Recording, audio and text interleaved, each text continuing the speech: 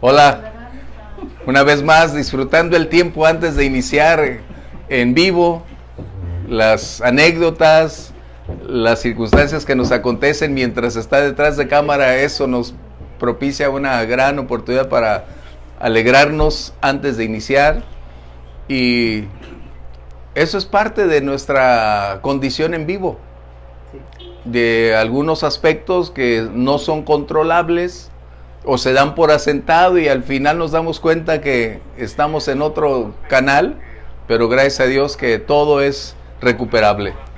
La semana pasada se nos colocó a la mitad, se nos rompió o se dividió la transmisión, pero se volvió a restaurar y gracias a Dios eso es algo. Así que bienvenidos a todos ustedes, los presenciales ya se cansaron de reír, gracias a Dios. Ya vamos a tener un momento de paz. Ustedes a través de las redes, es un placer saludarles. Nos hace falta verles cara a cara, tener el momento, la oportunidad de volvernos a encontrar y decir cómo están, de qué manera, cómo va todo. Y aunque oramos por todos ustedes, pero cuánto deseamos verles y estar cara a cara. Hoy vamos a abrir nuestra Biblia en Hechos capítulo 4, que es el capítulo que nos conduce, y este es prácticamente una de las etapas más impactantes en relación con la iglesia naciente. Este capítulo se puede decir es el parteaguas de una vivencia que anteriormente no habían experimentado. Ahora ellos como iglesia estarán enfrentando una perspectiva que anticipadamente el mismo Señor Jesús lo había declarado. Pero el Señor les había dicho en el Evangelio de Juan capítulo 17, Padre, yo los he guardado en tu nombre, pero ahora que me voy, guárdalos en tu nombre. Ahora ellos estaban ya por entrar a una etapa donde el verdadero ministerio se haría realidad, donde se experimentaría el impacto, la influencia, la hostilidad del mundo y de todas las fuerzas opositoras que emergerían, como hasta el día de hoy, para continuar predicando el Evangelio. Eso es algo que tú y yo necesitamos colocar muy claramente, que siempre el Evangelio genera división, causa en algunos una aceptación enorme, pero en otros también un rechazo. Así que vamos a orar y pidiendo a Dios dirección para que nuestra clase sea clara, dirigida y sobre todo que el Espíritu Santo amplíe nuestro horizonte para servir a Dios con mayor intensidad. Por favor, algunos de ustedes, si nos dirigen oración. Padre, te damos gracias en esta noche por tu presencia en medio de nosotros. Gracias por habernos traído Altísimo. aquí, Señor. Gracias, Dios.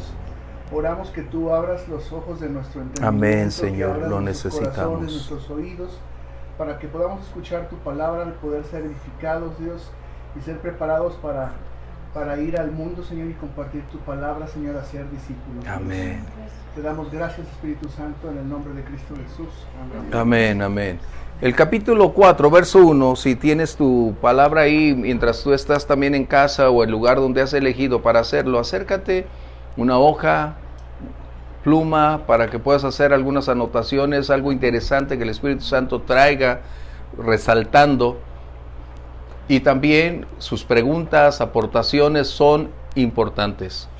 Si hay algo no claro, por favor, háganoslo llegar o los presentes, porque es el tiempo propicio para no crecer con lagunas, con dudas, sino ir paso a paso disipándolo, porque eso nos va a permitir entonces tener una solidez.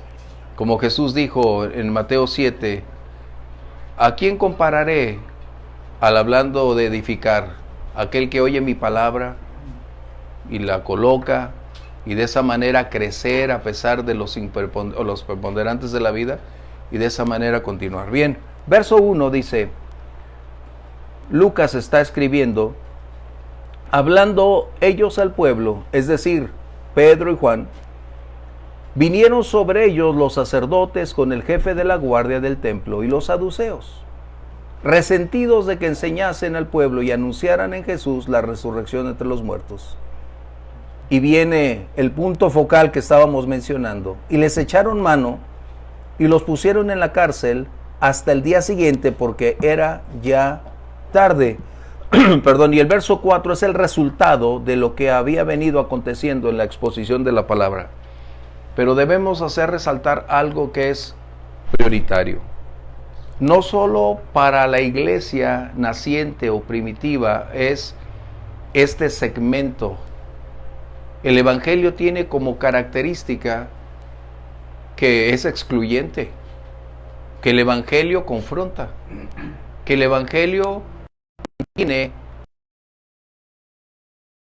confrontar no para destruir, sino para propiciar un arrepentimiento, para atraer a las almas a Dios.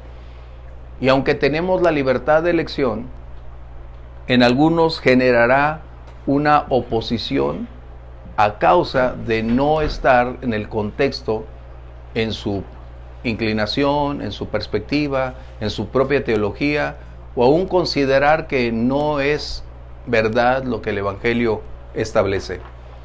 Y tenemos que darnos cuenta, entonces, que lo que aconteció a estos hombres, que es la persecución, el encarcelamiento, el destituirles, el retirarles sus libertades, el hacerlos menos simplemente por la predicación, ese es el resultado que cada creyente en algún momento dado enfrentamos.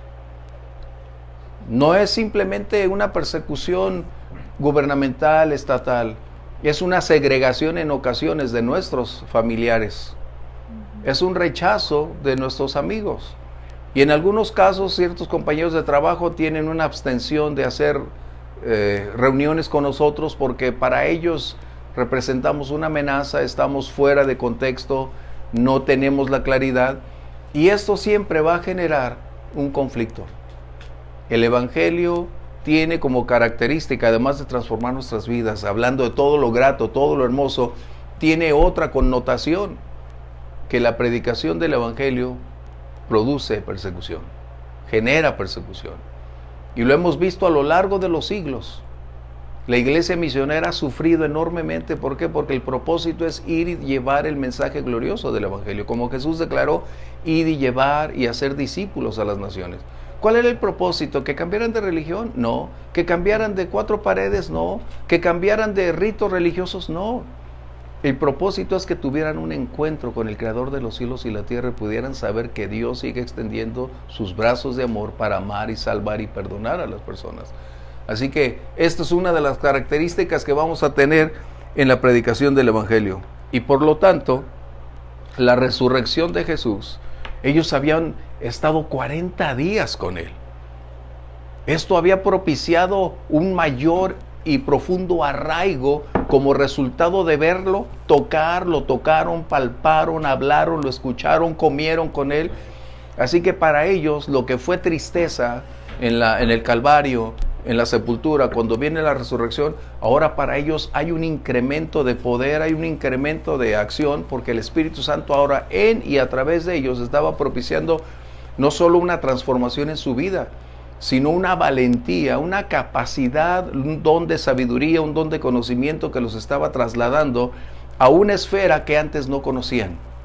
Y eso es lo que sucede cuando caminamos con Dios. Él nos va llevando paso a paso, equipándonos para hacer la obra. Así que, ¿qué sucedía? La gente estaba admirada de ver que personas indoctas, es decir, no tenían una formación teológica como podríamos decir el día de hoy. Aunque desde niños los judíos siempre enseñan a sus hijos la Torá, es decir, la ley o la enseñanza, que son los primeros 5 libros de la Biblia. Desde niños ellos empiezan a crecer con la enseñanza día tras día hasta convertirse esas historias en parte de su vida cotidiana.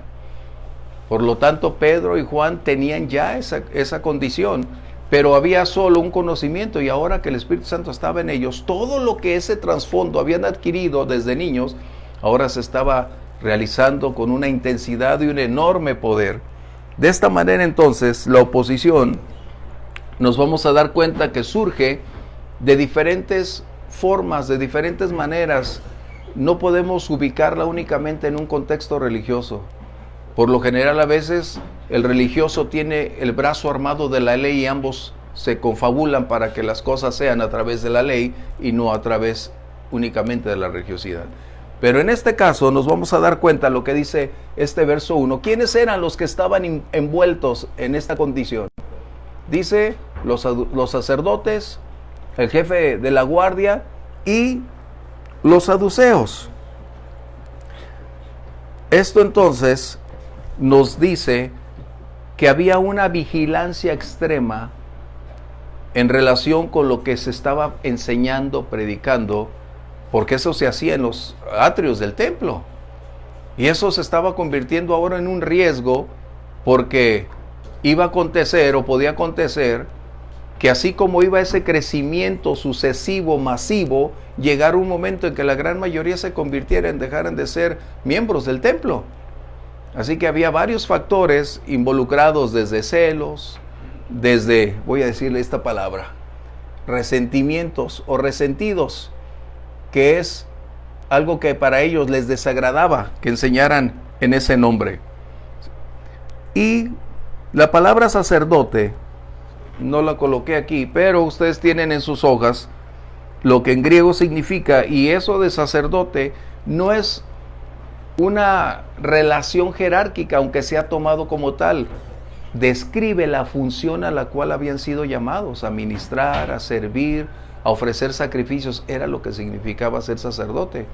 No para ubicarlos en un contexto de autoridad, aunque se puede colocar, pero el propósito inicial y la palabra ministro, que de ahí se deriva también, es servir, es dar, es participar, es hacer posible que otros vayan y tengan un encuentro con Dios o preparen sacrificios para ellos.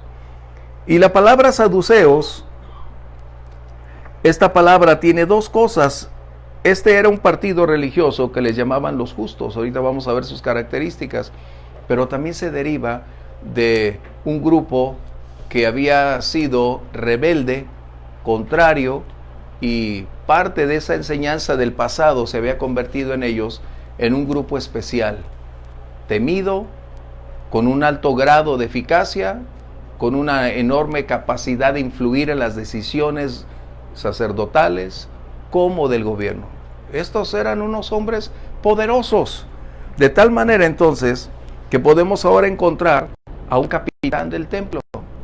No vamos, o sea, tenemos que hacer una diferencia. El templo tenía una guardia armada.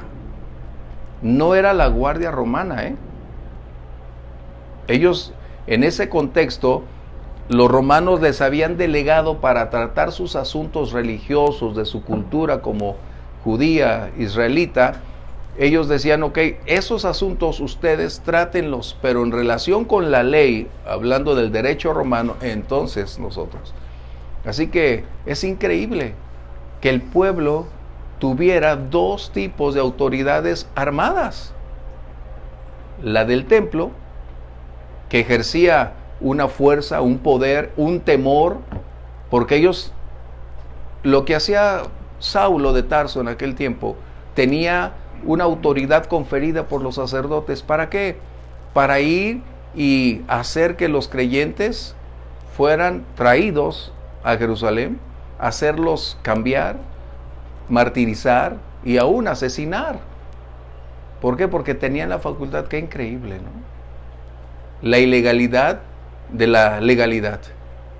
Es increíble. Pero tenemos que hacer esa separación de funciones, porque a veces nosotros creemos que cuando hablamos de la guardia, es decir, entonces son los del pretorio, entonces es la guardia romana. No.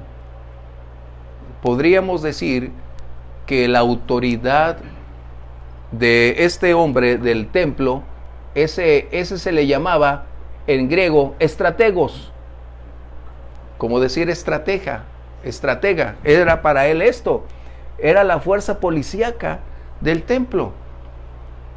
Así que este hombre poseía una gran autoridad, puesto que era el segundo a bordo. Primero era el sumo sacerdote y después el capitán de la guardia. Es como decir el guardaespaldas, o el que haría cumplir la ley a través de la fuerza. Increíble, ¿no? ¿Dónde hemos visto eso? ¿Dónde hemos visto, no? Que los guardias del templo, armados y con una autoridad y un respaldo, dices, bueno. Bien, comentarios, aportaciones. ¿Vamos bien? Recuerden, por favor, en comentarios, todo lo que puedan aportar es grato. Es como actualmente pasa en el Vaticano. El Estado Vaticano es una cosa, tiene su guardia, tiene sus gentes, o sea, especiales, y aparte los que gobiernan Italia, pues. Exacto. O sea, los italianos, entonces es un gobierno dentro del gobierno, pues. Eso es muy claro. Y eso es un ejemplo que el día de hoy puede ser muy apropiado con lo que estamos viendo.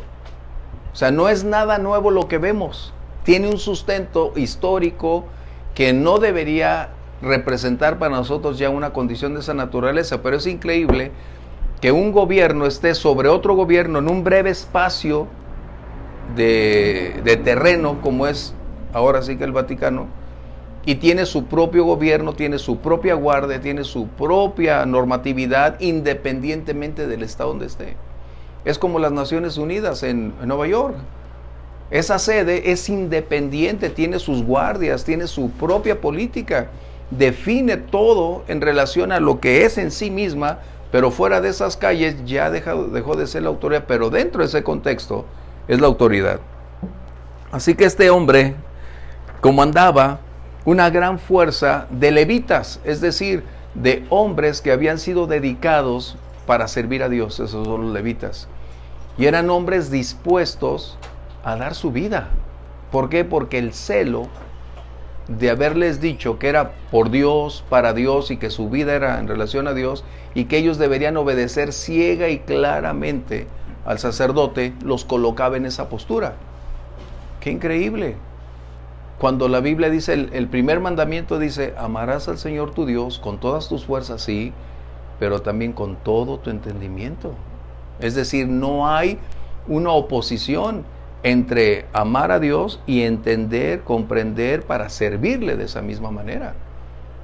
Por eso el apóstol Pablo a los romanos le dice que es nuestro culto racional. Eso es muy importante porque una gran mayoría de cristianos, es que yo creo ciegamente en el Señor. No, no me digas eso. El Señor no quiere ni espera que creas ciegamente. Que puedas creer, sí, y en un proceso de ir creciendo en el conocimiento de Él. Eso es verdad. ¿Sí? ¿Estamos conscientes? Ok. ¿Qué características? Quise poner esto porque es necesario y es muy afín a lo que muchas prácticas el día de hoy se tiene. Las características que tenían estas personas. ¿Sí? Por ejemplo, esta ira que ellos estaban teniendo colocaba un gran conflicto por dos aspectos principales. Primero, la función de los sacerdotes era representar al Señor y representar al pueblo y hacer propicio que hubiera una oportunidad de comunión. Pero el riesgo más grande para los sacerdotes era en dónde se estaba realizando la predicación del Evangelio, que era en el templo. Y esto estaba ya generando un enorme conflicto, porque ya tenemos a 5,000 personas, y cuando habla de 5,000, no estás hablando, la palabra en griego que utiliza es para hablar de hombres, y no por minimizar la mujer, no, lo que está diciendo es cabezas de hogar, que probablemente hubo también solteros, pero la gran mayoría casados. Se convierte en 5,000, ¿cuántas almas serían entonces? O sea, imagínate, los sacerdotes están observando un movimiento que daban por hecho como muerto. Pero resulta que ahora lo que estaba muerto tiene un enorme poder y capacidad de transformar vidas. Un mensaje que ellos no creían y no aceptaban, pero que no podían negar porque tenían enfrente las evidencias. Y para ellos, para los sacerdotes, ¿qué estaba representando? Que los ignorantes o los carentes de una preparación académica hoy estaban confrontando a una realidad religiosa que su jerarquía, sus títulos, no eran nada absolutamente sin la presencia, la llenura del poder del Espíritu Santo para predicar la palabra de Dios. ¿Por qué? ¿Qué estaban predicando los discípulos? El mensaje de la palabra. Ellos estaban hablando lo que ya los sacerdotes anticipadamente conocían. El otro riesgo, los saduceos, porque para ellos, ahorita vamos a ver cuáles eran sus doctrinas fundamentales, teológicas o doctrinales. Para los saduceos representaba el enorme riesgo acerca de qué se estaba predicando, el contenido. Y el contenido representaba uno de los más grandes conflictos, puesto que hacía ver a los saduceos como una secta ignorante, carente de efectividad. Los hacía ver como quienes solo participaban de posturas políticas, mas no de una realidad espiritual. Y eso es lo que estaba sucediendo. Así que estos tres grupos, por llamarlo de una manera, se aliaron. Y hay una frase que me gustó mucho de hace años que escuché a Alexander McLaren, uno de mis predicadores favoritos del siglo XIX. Él dijo que el odio tiene el poder de unir a las personas para luchar en contra de un objetivo. Por ejemplo, Pilato y Herodes eran enemigos. ¿Y qué sucedió? Ambos se unieron para ir en contra de eso. Y eso es un principio que tú y yo podemos entender. Personas que en un momento dado no somos gratos para ellos, pueden y tienen la tendencia de en algún momento unirse para hacernos, por la predicación, la vida difícil, ¿no? Eso es algo que se sigue evidenciando. ¿Comentarios? Ok, ¿qué sucede con los saduceos? Vamos, ahí es donde me enfoqué un poquito más. Para los tiempos nuestros o los tiempos del Nuevo Testamento, ellos fueron una figura clave. ¿Por qué? Porque estos hombres fueron el movimiento más importante para el segundo rechazo del Mesías. El primero fue motivado por los fariseos en el tiempo de Jesús. Aquellos hombres con una gran fiereza para defender la palabra, pero tenían solo la letra y no la revelación de lo que esa palabra declaraba. Y ahora, cuando emergen los saduceos, que era el partido en el poder, quienes tenían todas las facilidades, ahora ellos estaban encauzando para propiciar el segundo rechazo del Mesías. Por eso es que Israel no tiene paz. Al rechazar al príncipe de paz, se despojaron de la paz. Por eso hasta el día de hoy siguen teniendo conflictos. ¿Quiénes eran estos hombres? Eran los aristócratas de una clase elevada y por consiguiente eran personas con una gran capacidad económica, como dijéramos, ricos de abolengo, con un alto grado de influencia en su entorno, familias antiguas con gran conocimiento, con una relación donde todos este segmento de personas se manejan, viven acorde a una élite, a una forma muy peculiar de vivir, de pensar, que está por encima de la media, y aún ellos dictaminaban qué hacer y cómo hacerlo. ¡Qué tremendo! Pudiéramos decir que eran los cristianos políticos de hoy. ¿No? Algo similar, que ellos creían vivir en una esfera distinta. Pero esto los colocaba precisamente en una posición muy vulnerable. ¿Por qué? Porque no solamente colocaban aspectos propios de su vida personal, sino aún tenían un alto compañerismo con el gobierno romano a quien ellos servían porque convenía a sus intereses. Ellos no servían al pueblo, se servían del gobierno romano para propiciar que su riqueza continuara creciendo, que sus propiedades nunca les fueran a ser arrebatadas, confiscadas. Ellos colaboraban y de esta manera la mayoría del pueblo los odiaba, los rechazaba, porque se habían convertido en un instrumento que el gobierno romano colocaba dentro del contexto religioso para propiciar que se inclinaran a hacer lo que el gobierno romano quería. Estos son los antecedentes que tenemos. Por eso los saduceos eran demasiado influyentes, no solo por sus características familiares, sino por estar insertados en la élite, donde se convertían en el brazo utilizable para los fines de lucro que el gobierno romano pretendía realizar. ¿Sí? Hasta aquí estamos bien. ¿Comentarios? No, pues se ha visto a través de la historia en México también, ¿no? Cuando se acercaron a Maximiliano de Habsburgo.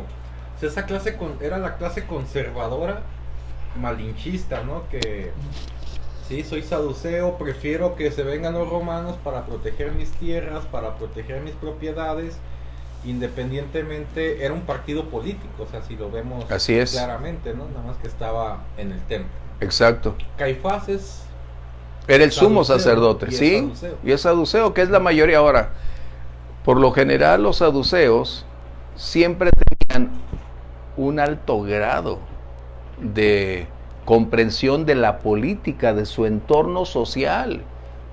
¿Por qué? Porque de por sí Dios les había dado la habilidad para generar riquezas. Sabían dónde, cómo y cuándo invertir. Hasta el día de hoy, no podemos negarlo. Y teniendo los contactos, perdón, teniendo las oportunidades, ¿cómo iban a rechazar una posición conferida por el gobierno en el poder para que ellos generaran aún más y multiplicaran sus propiedades? Era obvio que iban a tener o mantener esa relación. ¿Por qué? Porque eran intereses mutuos. Por eso recordarán cuando Mateo, que era publicano, es decir, el que cobraba los impuestos, la mayoría de los publicanos también eran considerados traidores, porque servían a un gobierno extranjero y explotaba a los suyos. Y los saduceos tenían otro nivel, pero era algo similar. ¿Vamos bien? ¿Qué sucede entonces? Hay aspectos, ahora sí, teológicos o espirituales que nos interesan. ¿Por qué? Porque esto es algo que vamos o estamos viviendo el día de hoy. Y tristemente debo hacer nada más una breve mención. Muchos pastores hicieron proselitismo religioso, es político en estas elecciones, y eso es inconcebible. Son los saduceos actuales. ¿Por qué? Porque estamos violentando el derecho, tanto espiritual como, ahora sí, constitucional. La ley prohíbe a un ministro involucrarse en aspectos políticos, abstenerse de. Si la ley natural, física o la que pudiéramos decir constitucionalmente lo declara, ¿cuánto más la palabra del Señor? ¿Sí? Es muy importante que nosotros coloquemos estos aspectos, porque el movimiento que a veces tenemos de el evangelio social que debemos gobernar está difícil, muy difícil. Si Dios no te lleva, ni vayas, porque es un ambiente que genera muchos conflictos. Bien, vámonos a los aspectos teológicos. Mientras buscan, capítulo 23 de Hechos, versos 7 y 8, por favor. Así que los saduceos eran de la clase sacerdotal de los levitas en su desarrollo. ¿Y qué estaba haciendo entonces? Para ellos el Mesías era un ideal, no era precisamente lo que nosotros creemos. Recuerden, Hechos 23. ¿Qué estaba sucediendo? En el verso 2, voy a mencionarlos, sigue el capítulo donde esté. Había dos aspectos que ellos estaban enfrentando. Primero, que enseñaran al pueblo y anunciaran en Jesús la resurrección de entre los muertos. Estas eran las cosas que estaban sucediendo. ¿Por qué? Porque se supone que los saduceos era el liderazgo en los judíos, y que al estar enseñando que Jesús resucitó de los muertos entraba en una abierta y clara oposición a lo que ellos creían y enseñaban. Bien, ¿qué era la primera condición? Dice aquí que los saduceos entonces negaban primero toda actividad sobrenatural. Es decir, para ellos los milagros habían cesado. Eran cesacionistas, por decirlo de una manera. Para ellos esa actividad había cesado, puesto que Dios ya no estaba entre ellos. Eso fue para el tiempo de Moisés. Qué increíble, ¿no? Que todavía podemos ver eso en el pasado, pretendiendo que todo había quedado en Moisés y los profetas. Ellos negaban que Dios siguiera operando en ese ámbito de lo sobrenatural o de lo invisible, realizando actividades divinas como milagros, como alimentación, o sea, algo sorprendente que debería realizarse como hasta el día de hoy, provisión. Para ellos era prácticamente una negación. Una atentaba contra su teología y la segunda atentaba contra la posición que ellos tenían. ¿Sí? O sea que ya está tomando forma el porqué de esta clase, porque nos estamos ubicando en un contexto no solo del ayer, nos estamos dando cuenta que la naturaleza humana, y máxime cuando no se tiene el Espíritu de Dios, tiende a negar lo que la verdad establece, tiende a oponerse a lo que Dios dice que es. ¿Vamos bien? Otro aspecto que ellos tenían era negar la existencia del mundo de los seres espirituales, es decir, los ángeles. ¿Sí? Para ellos no era una realidad, era ficción. Es que estos cenaron algo y por eso soñaron con ángeles, ¿no? Como suele decirse. No. Por ejemplo, ellos negaban que María hubiera recibido la visita de un ángel. Ellos no aceptaban que Zacarías, el papá de Juan el Bautista, había recibido una visitación angelical. Ellos decían, estás fuera de ti mismo. Porque para ellos prácticamente era imposible que Dios siguiera en ese ámbito de operaciones a través de seres angelicales, aunque ellos sabían que hubo ángeles en el pasado, pero ya no estaban en operación en ese contexto. O sea, por eso estamos hablando hoy de esto, porque es parte de lo que sucede. O viene transportarte al extremo, donde hoy a los ángeles se les concede una enorme autoridad, poder en un mundo en que ellos ni siquiera tienen acceso. ¿Ok? ¿Comentarios? Hay gente que dice, no, eres mi ángel en la tierra, pero los ángeles de la tierra son los ángeles caídos. Exactamente. Eso es un punto que en algún momento hemos visto esa clase de los ángeles, hemos tratado ese tema. Recuerden, cuando hablamos de los ángeles, no solo estamos hablando, como dijeron, los ángeles buenos. No. Los ángeles son seres espirituales creados por Dios para servir. Su propósito es servir, adorar, pero finalmente han sido enviados, para ti y para mí, como la ayuda sobrenatural para estar con nosotros. De hecho, hay una condición que el Señor Jesús declaró acerca de que tenemos un ángel muy cerca de nosotros. Cuando Jesús es confrontado al respecto, dice, ¿no sabes que su ángel ve el rostro de Dios cada día? Es decir, para ti y para mí no son visibles, pero eso no significa no existir. Dios nos confiere, ahora sí que, una protección divina, y nos ha confiado a quien es incansable, a quien está dispuesto a darlo todo para cumplir el propósito de Dios. Bien, vamos a leer entonces el capítulo 23, versos 7 y 8. Pablo está enfrentando un cargo acerca de su condición, del por qué está preso. Debo recordarles, Pablo era Saulo, aquel hombre que asesinaba, hacía blasfemar a los creyentes y tenía el respaldo y la autoridad del sacerdocio del templo. Y de hecho él llevaba consigo la guardia del templo para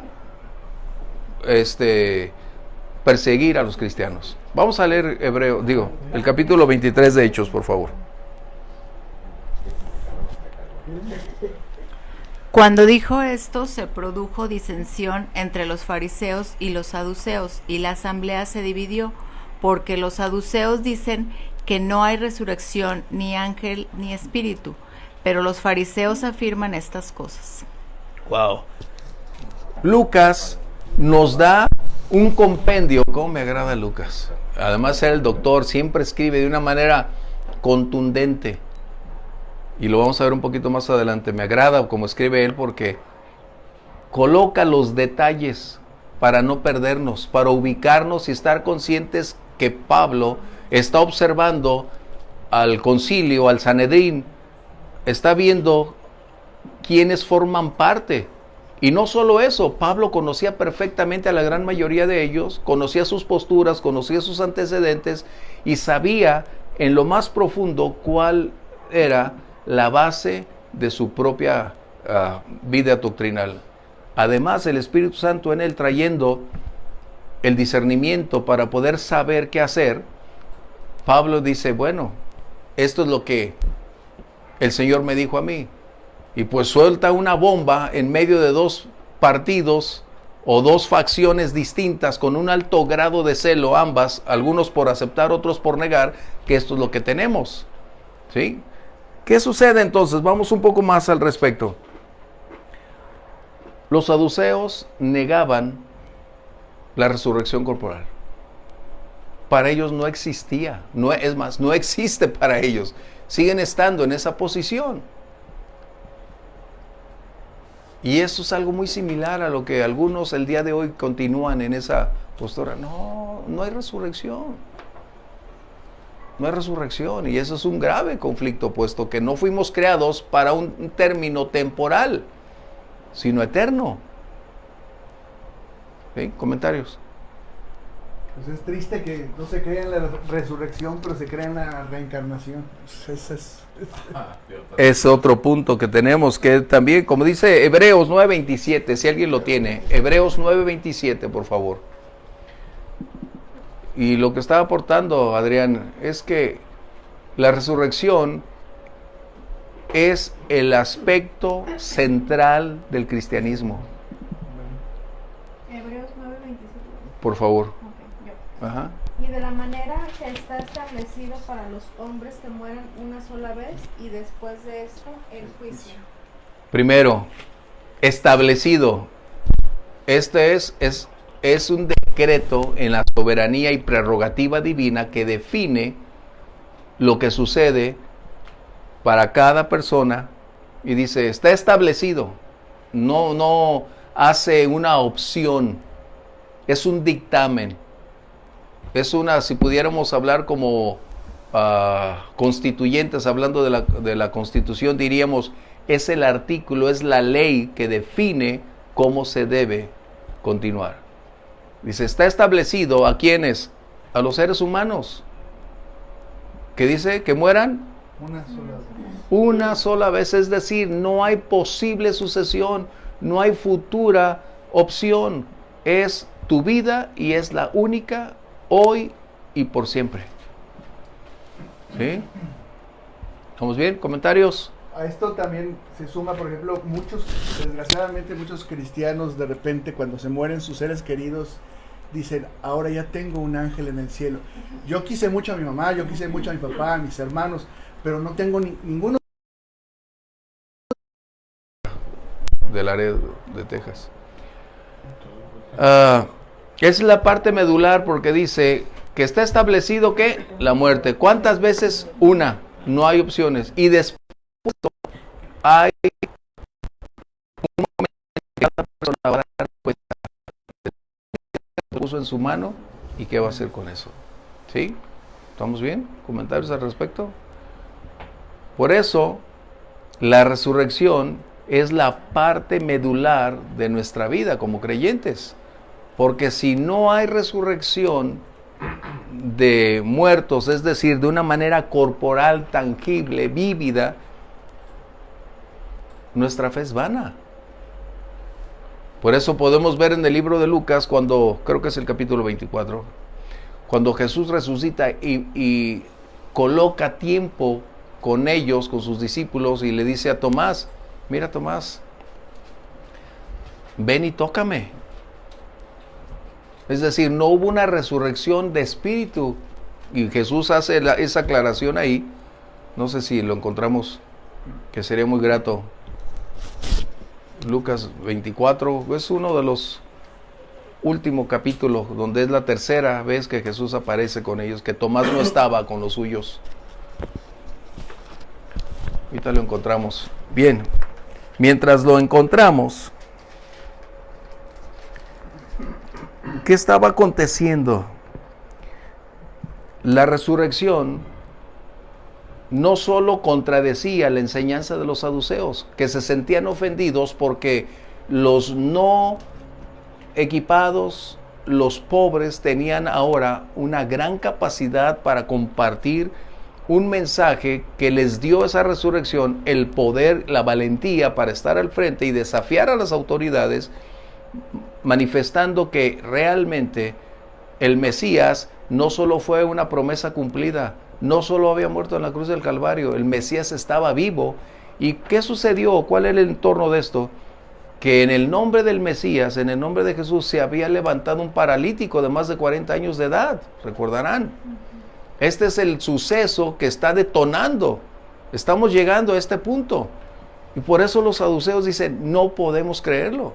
Pues no lo puedes creer, pero no puedes negar que este paralítico, que por más de 40 años que había estado ahí afuera del templo, los sacerdotes, los saduceos, los fariseos y todos los visitantes lo habían visto mendigar. Y ahora entraba al templo saltando con gozo, con alegría. Tú puedes decir yo no creo, pero eso no significa que el que tú no creas niegue la realidad de lo que se vive. Y este hombre era un milagro que ellos no querían aceptar. ¿Sí? ¿Alguien ya lo encontró? ¿Qué? Será 39, 24, 39. ¿Qué dice? Mirad mis manos, Exactamente. que yo mismo soy. Palpad y ved, porque un espíritu no tiene carne ni huesos. Esa es la aclaración que el mismo Señor Jesús está haciendo. Está colocando la división entre lo que es corporal y lo que puede ser una condición solo espiritual. Jesús está diciéndole a Tomás, mira, invertiste 3 años conmigo. Tú me conoces porque salíamos juntos, comíamos juntos. Dice, soy yo el mismo, pero con un cuerpo perfecto ahora como resultado de la resurrección. Ya el tiempo, la enfermedad no tendrían, ni aún el envejecimiento tendría un efecto en el cuerpo del Señor Jesús, porque ahora es perfecto. Ese es el propósito, porque un buen día la resurrección nos permitirá que cuando resucitemos vamos a tener un cuerpo semejante al del Señor, es decir, un cuerpo incorruptible, donde no va a haber lágrimas, canas, no va a haber Ángel Face más que ponernos, no va a haber nada de eso. No va a tener, es un cuerpo sin necesidad. Exactamente. Un cuerpo que no va a tener necesidades. Entonces, para que no la necesidad corrompa. Entonces, tiene que ser así. Correcto. ¿Comentarios? Porque ese punto que Jesús está tocando desvanece cualquier sombra de duda. Porque Jesús no resucitó de una manera así, ni escondida, ni tampoco de una manera mística. Él está diciendo, ¿quién soy? Puedes tocar, puedes palpar. De hecho, comió con ellos. Dices, ¿cómo? Bueno, pues un buen día.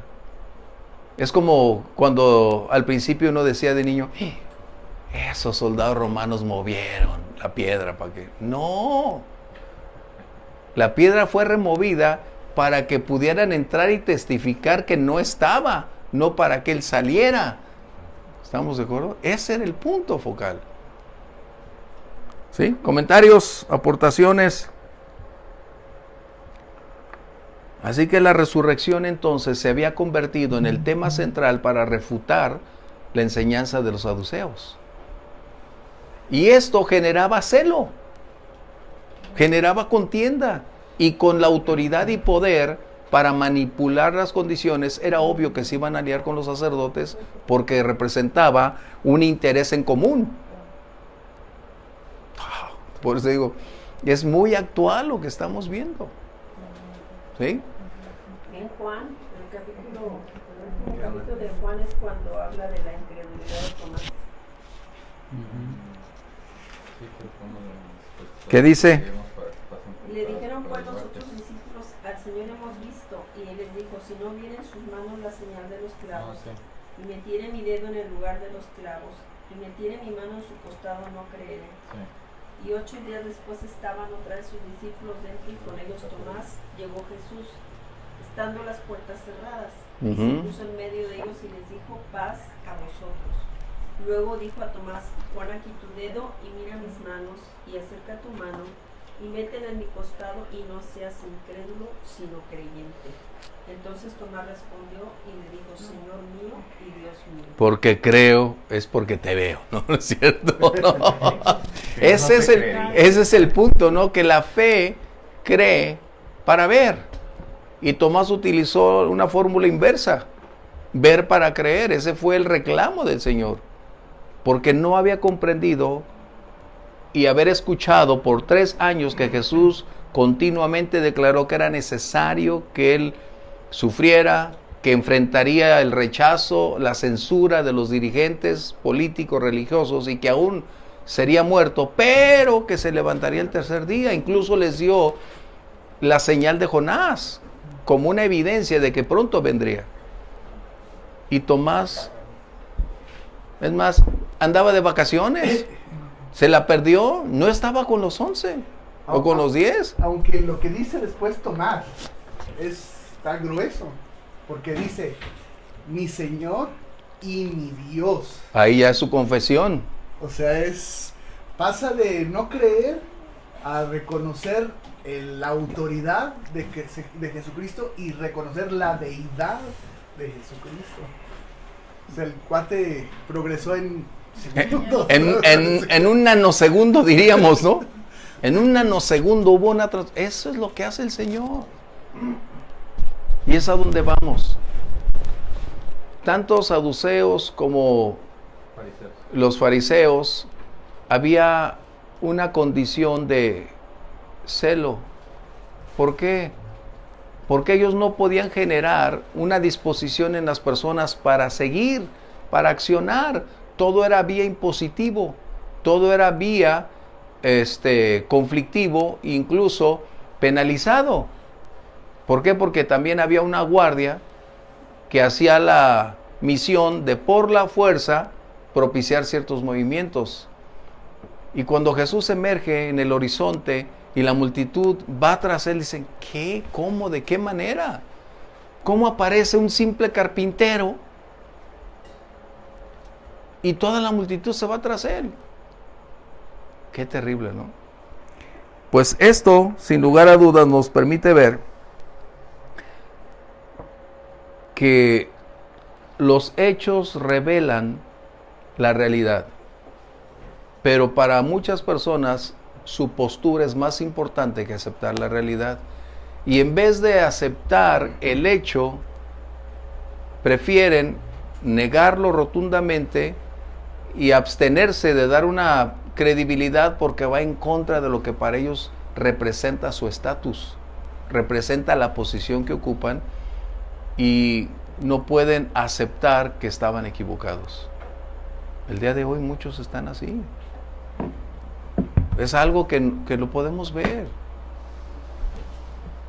La mayoría de cualquier práctica religiosa tiene normas, tiene rituales, métodos, pero todo queda en el presente. La resurrección es el presente y es un destino eterno con el Señor por siempre, que es la gran diferencia. Y vamos a resucitar con un cuerpo, mira, a lo mejor con las mismas arrugas, sí, pero ya nunca más se van a hacer más arrugas. ¿Estamos bien? Okidoki. Vamos entonces a los versos que dejamos pendientes. Versos 3 y 4. Regresamos al capítulo 4, por favor. Y les echaron mano y los pusieron en la cárcel hasta el día siguiente, porque era ya tarde. Pero muchos de los que habían oído la palabra creyeron, y el número de los varones eran como 5,000. Wow. El arresto era inminente. No había una causal legal para retenerlos. Por eso es que utilizaron al capitán y la guardia para arrestarlos acorde a la ley del templo y no a la ley romana. Wow, ok. Tenemos que tener esas dos distinciones muy claras, porque entonces haríamos de los romanos, aunque lo eran en cierta manera cómplices, pero haríamos de los romanos que ellos eran el brazo ejecutor de la religión, cuando no, la propia policía del templo, y realizó esto. ¿Por qué? Porque no les estaba permitido torturar, a los de la guardia del templo no les estaba permitido ni siquiera quitar la vida. ¿Okay? Pero esto lo hicieron bajo el amparo, primero, donde no hay quien fuera a hacer una denuncia, no había derechos humanos en aquel tiempo, y bajo el amparo de la ley del templo ellos lo hacen. Pero déjame decirte, lo que me agrada de Lucas también es que todo esto empezó a las 3 de la tarde. Vamos al capítulo 3, verso 1. Dale la vuelta a tu Biblia, en ese capítulo 3, verso 1. Me agrada cómo es que nos da una relación de hechos, horas, personas, incidentes.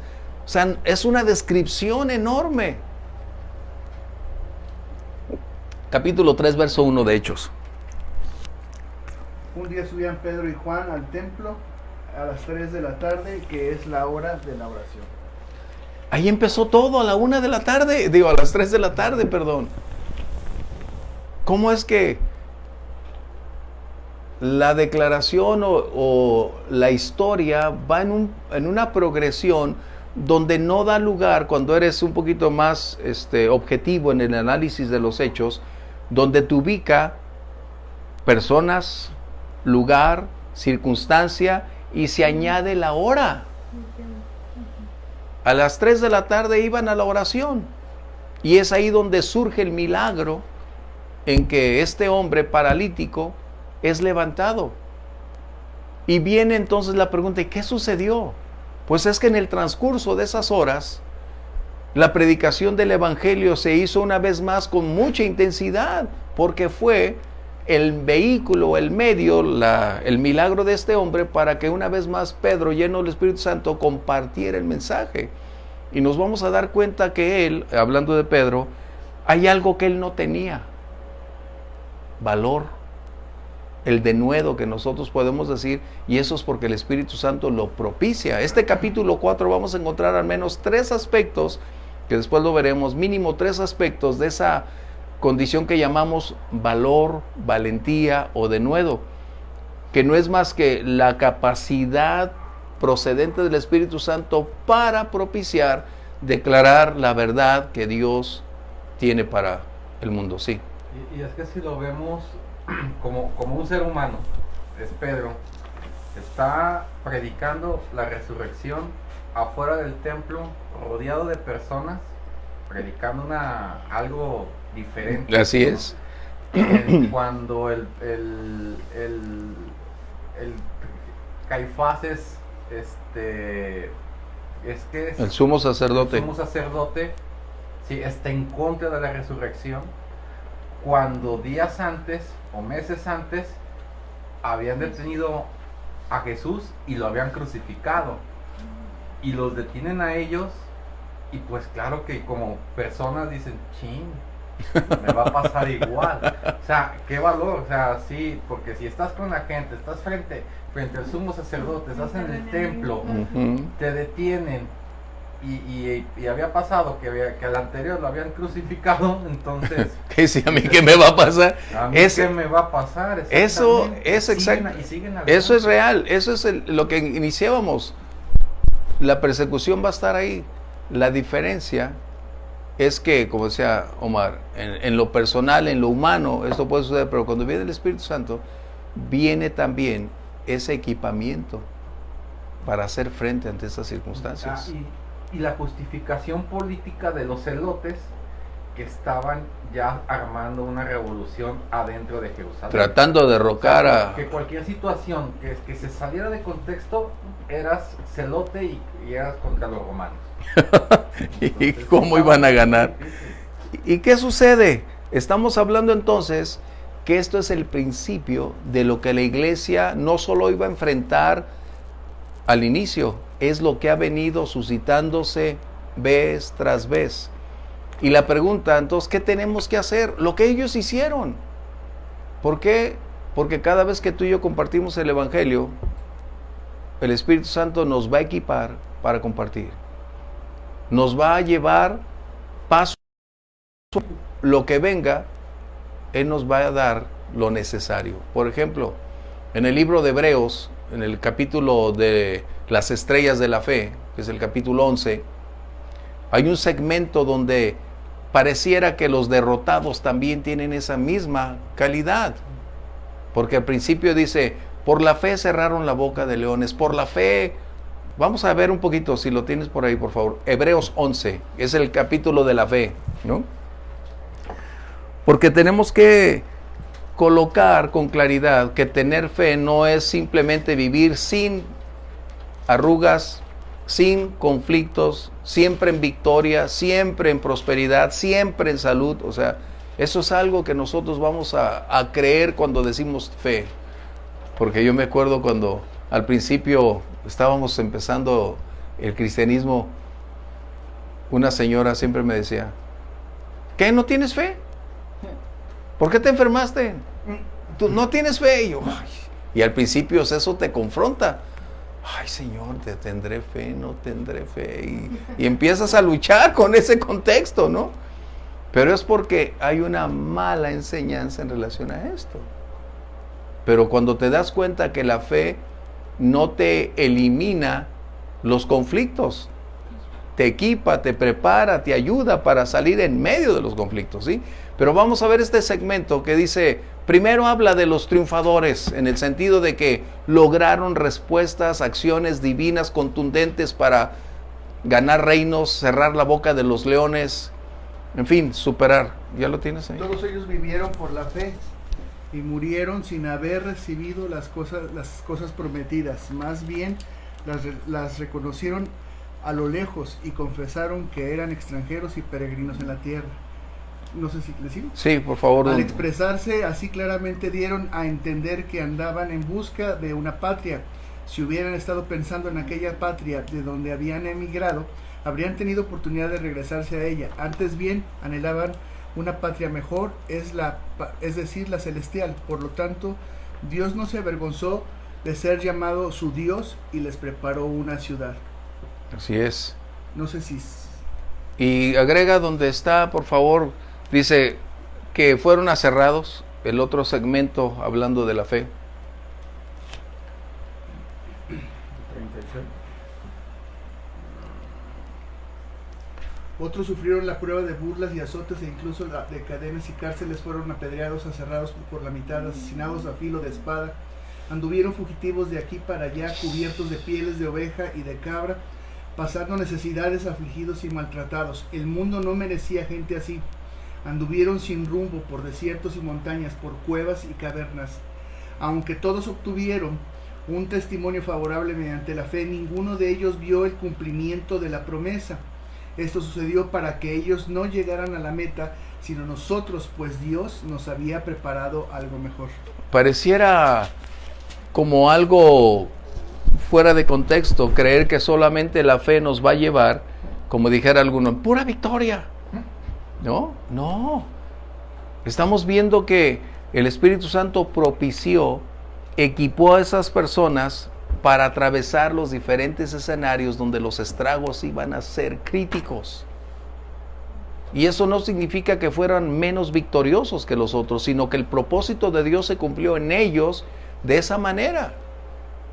Y el Espíritu Santo les dio la fuerza, los equipó, les dio la fe, la certeza, la seguridad, para que al enfrentar ese tipo de circunstancias ya no es nuestra fuente humana la que produce o nuestra fuerza de voluntad, es el Espíritu Santo que nos lleva a otra esfera de servicio de nivel para poder servir a Dios. ¿Sí? Así que entonces, regresando, encontramos a Pedro y a Juan que son llevados a la cárcel. Ellos salieron ¿a dónde? A orar. Y resulta que en vez de orar, o hay un milagro, y después del milagro resulta que en vez de ser gozo y alegría los llevan a la cárcel. ¿Cómo pues? En vez de celebrar la victoria, son llevados a la cárcel. Pero hay algo que debo resaltar, y es lo que ellos hicieron. Más adelante vamos a ver 2 ejemplos de Pedro y otro de Pablo y Silas que son llevados a la cárcel. Pero hay algo muy importante, porque Pablo lo declara. Pueden apresar tu cuerpo, pero no pueden limitar, seguir adorando o predicando el Evangelio. Segunda de Timoteo 2, verso 9, por favor. Que se nos va el tiempo.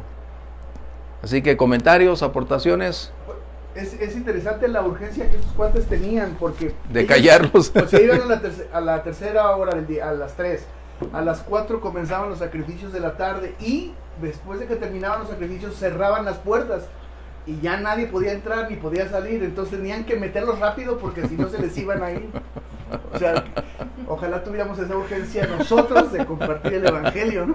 Ese es el punto, ¿no? No, es que estaban armando una revolución en ese momento.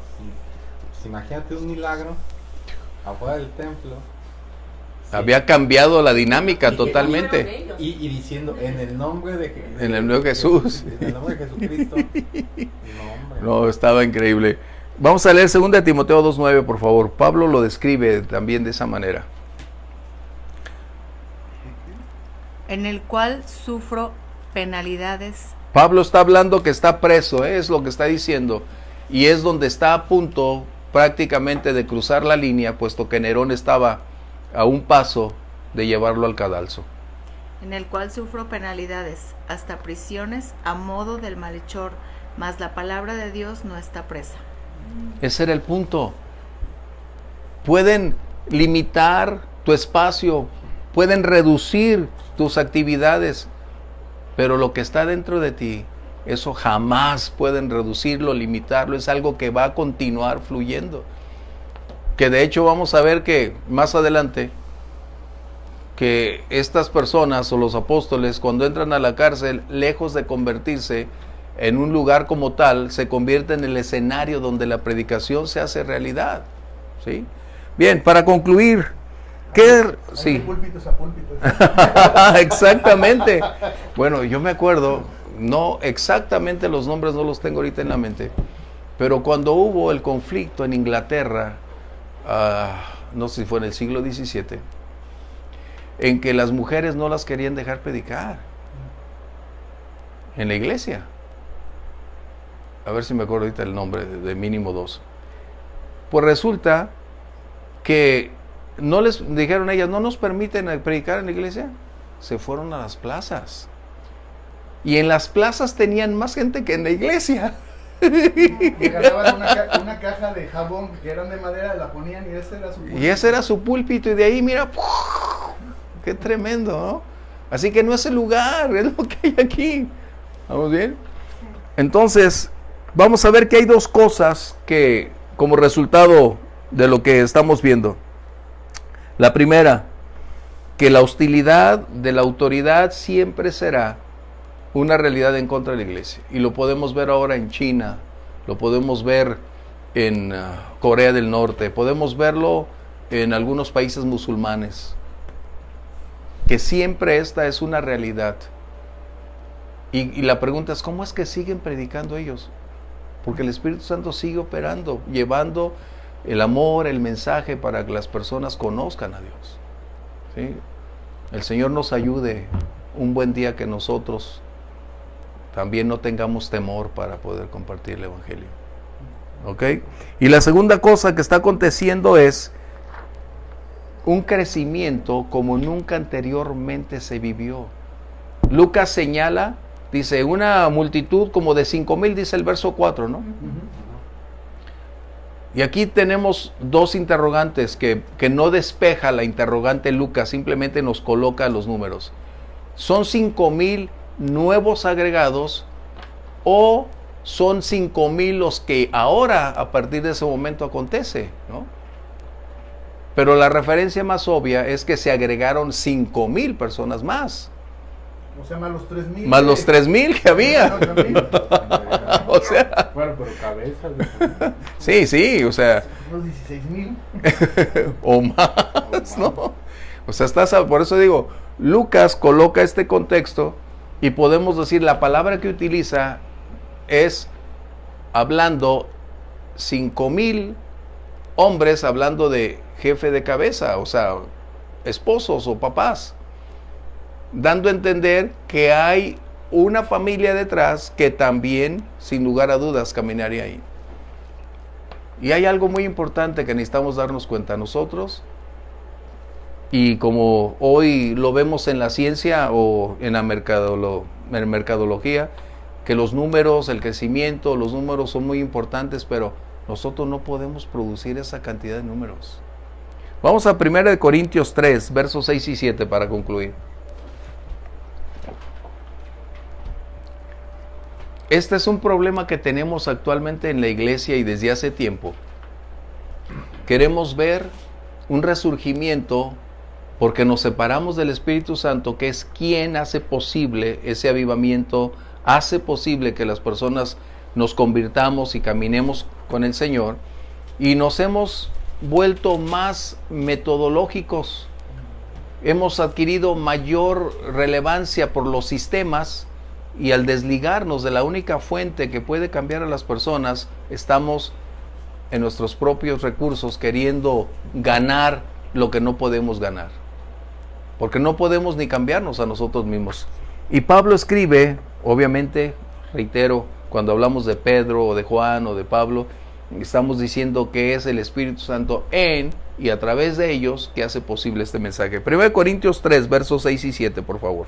Yo planté, Apolos regó, pero el crecimiento lo ha dado Dios. Subraya esa frase.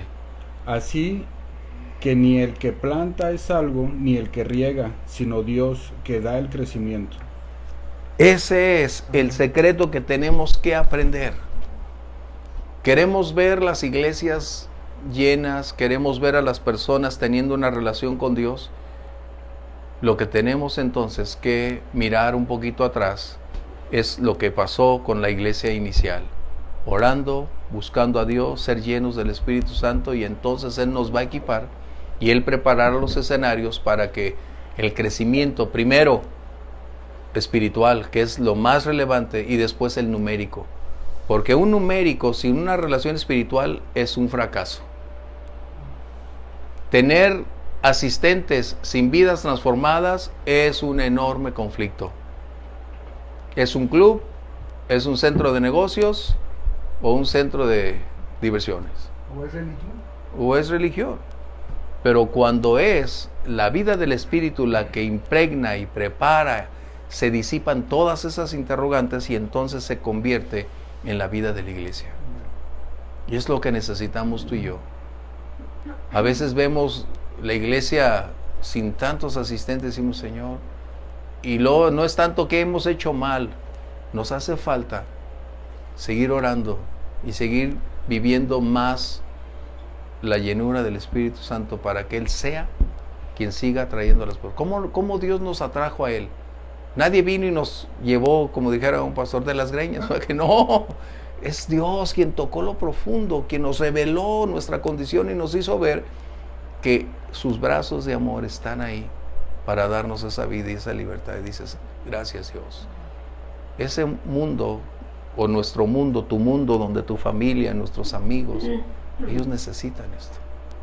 Así que oremos para que Dios vuelva a hacer lo que hizo en el libro de los Hechos. No es privativo ni limitativo de la iglesia inicial.